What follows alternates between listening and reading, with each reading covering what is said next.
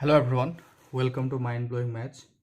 Another problem from Tezpur University, Integrated MSc Entrance Mathematics. So question to dia ase find the limit entrance to infinity 1 plus 1 by n to the power n is. Both standard limit hoy. Very easy question or both tough no. But yeah, enekwa dhorono question ahile ami keneke solve korim. Tar karone eta note likhi lo, it will help you to solve this kind of problem.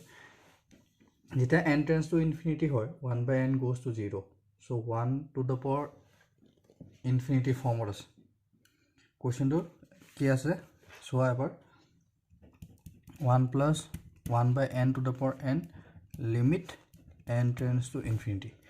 Whenever n tends to infinity 1 by n goes to 0, so 1 to the which form 1 to the power infinity form.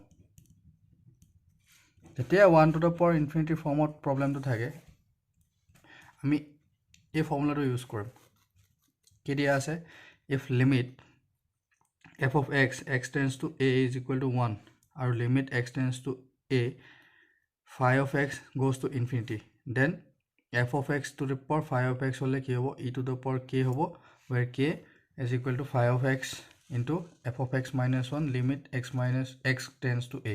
So দেখাত অলপ complicated নিচিনা লাগিছে এই কোৱেশ্চনটো আমি যদি এই ফৰ্মুলাটো use কৰিব যাওঁ তেতিয়াহ'লে f of x কি f of x হ'ল 1 plus 1 by n,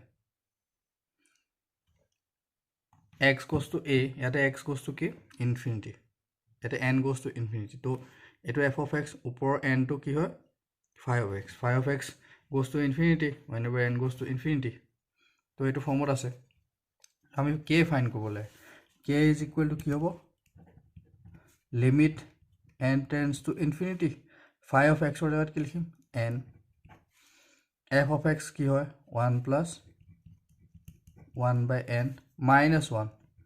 Now minus 1 get cancel, n by n কি হ'ব n by n limit n tends to infinity, n by n goes to cancel out, so অকল 1 থাকি যাব, so k এর value 1 হৈ যাব, ইয়াৰ directly আমি আনসাৰ লিখি দিব পাৰিম limit n tends to infinity 1 plus 1 by n to the power n is equal to কি হ'ব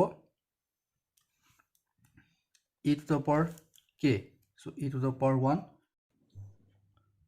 So question to option gita 0 1 2 or half asle, but your answer to e hobo lage, so question to wrong ase, but whenever 1 to the power infinity form of question to hai a form to use korbo try korba, it will be easy for you. So thank you for watching.